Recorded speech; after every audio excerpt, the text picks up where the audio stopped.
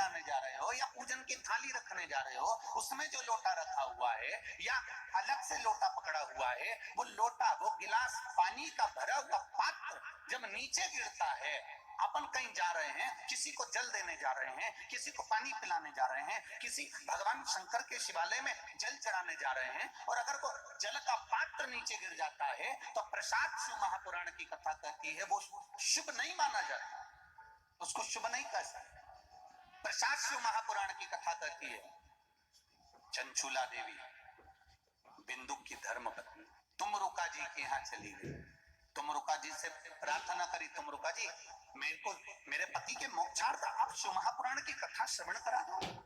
तुमरुका जी ने कहा कथा कहने में मना नहीं है, पर तू बेधब्य है, अगर कोई जोड़े से बैठकर आराधना करे तो कथा सुन, मना नहीं है, तो कथा सुनेगी।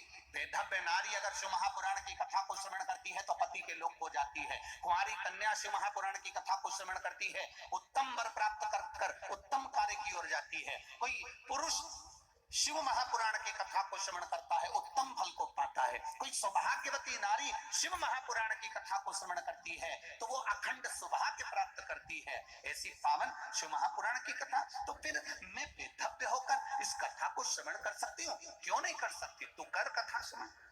चंचूला देवी ने हाथ में जल लिया, भगवान देवाधिदेव महादेव से प्रार्थना करने जा रही है कि मेरे पति के लिए मैं शिव महापुराण की कथा करवा रही हूँ, पर यजमान नहीं है, कोई जोड़ा मेरे पास में नहीं है। माता पार्वती जी ने कहा चंचूला देवी तुम शिव की आराधना करो, शंकर की आराधना करो, वो तुम्हारे यजमान बनेंगे, वो कथा के यजमान बनकर बैठेंगे, जोड़े से मैं बैठूंगी। अब चंचूला देवी पानी लेकर जाती है शंकर जी के मंदिर में चढ़ाने के लिए। जितनी बार चंचूला देवी जल लेकर शिव के चरणारविंद को शिवलिंग पर चढ़ाने के लिए जाती है, बालू का शिवलिंग बनाकर उसकी पूजन करने के लिए जाती है, जितनी बार जल का पात्र हाथ में लेती है उतनी बार पात्र गिर जाता है।